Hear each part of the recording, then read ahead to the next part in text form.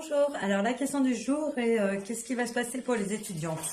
Donc là on voit que les étudiants en ce moment ils sont dans une mauvaise passe. C'est un petit peu difficile pour eux pour deux raisons. Déjà parce qu'ils se sentent complètement abandonnés. Et puis pour eux leurs études sont extrêmement difficiles. L'apprentissage tel qu'on leur impose est vraiment est vraiment dur pour eux parce qu'à un moment donné, on leur dit ouais, peut-être qu'ils voient leurs profs à travers les ordinateurs, les choses comme ça. Mais il y a justement ce manque d'interaction sociale qui est très préjudiciable. Et il y a quand même pas mal d'étudiants aussi qui sont dans une précarité, mais qu'on n'imagine même pas. Pour eux, c'est vraiment épouvantable ce qu'ils vivent. Et on s'en inquiète que très très peu, quoi. À la limite, ce sera qu'un dommage collatéral. Et c'est horrible parce que ça va être toute une génération qui aura été brisée comme ça en un claquement de doigts. Et ben pour récupérer par la suite, ça va être très compliqué, ça va être dur et ça va être une génération qui aura du mal à trouver du travail sur le marché parce que du coup, ils n'auront pas les bonnes compétences acquises et ils en ont vraiment conscience. Et ça va être vraiment difficile pour eux. Euh, on a l'impression que l'État a envie que justement le système perdure, que c'est comme si par la suite on voudrait toujours que les étudiants soient derrière leur ordinateur, mais à un moment donné il y a un truc qui joue pas.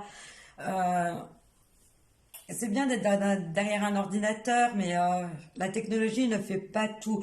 Il y a quand même un espèce de lien social qu'on veut briser et par tous les moyens, et ça c'est vraiment terrible parce que c'est eux qui en font les frais. Euh, on se rend pas compte que des fois, j'allais pas dire ces enfants, mais ces jeunes adultes, et ben c'est super difficile pour eux parce qu'ils peuvent pas retourner chez eux, ils ont pas de travail. Du coup, les parents ne peuvent pas les aider forcément et du coup ils se retrouvent, et ben ils ont rien à manger, ils sont obligés de faire la charité, comme si c'était déjà pas assez compliqué pour eux. En plus, on les humilie derrière quelque part. Et ça, il y aura rien pour réparer cette humiliation qu'ils ont subie parce que c'est eux qui ont quand même payé un lourd tribut sur tout l'enseignement. Et ça, c'est pas juste du tout. Parce qu'en plus, on ne les aide pas plus que ça. On nous fait croire qu'ils ont des aides. Ouais, il y a pas mal d'associations qui se sont réveillées, mais où il y a eu quand même des dégâts énormes psychologiques qui ont été faits. Et du coup, ces dégâts-là, pour les réparer, ça va être super difficile. Parce que oui, on va me dire, l'État a donné pour qu'ils aillent voir les psys, mais les psys, à un moment donné, c'est bon, quoi, ça peut pas réparer non plus. C'est bien d'aller voir le psy, mais est-ce que c'est le psy qui va vous payer ses études? Non, c'est pas le psy qui va payer leurs études. Est-ce que c'est le psy qui va leur mettre à manger dans l'assiette? Ben non, c'est pas le psy. Tout ce qu'il peut faire, le psy, c'est réparer leur mal-être. Mais là, les dégâts sont tellement énormes que ça va être vraiment difficile pour eux.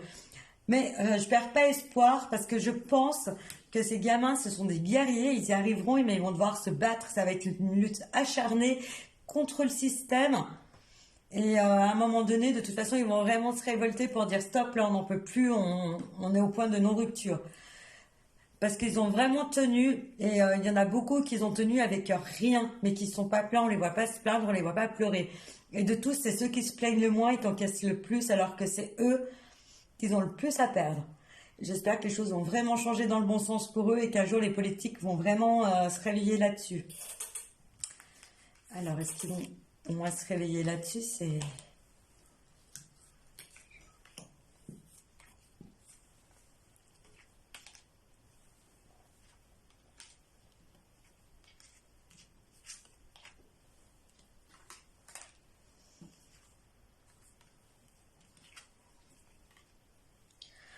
Ouais, parce que de toute façon, ils vont leur faire miroiter des choses et d'autres, et comme d'habitude, les promesses ne seront pas tenues.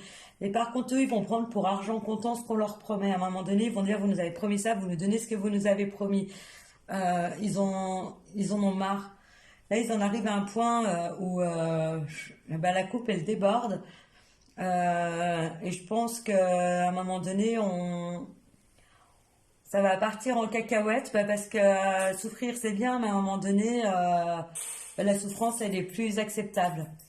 Donc ça va repartir dans des bases un peu plus cohérentes par la suite, mais en attendant ils vont devoir mener un très long combat et il y aura un tribut à payer derrière qui sera quand même assez conséquent. Voilà, c'est tout ce que je avais à vous dire. Je vous souhaite une bonne journée.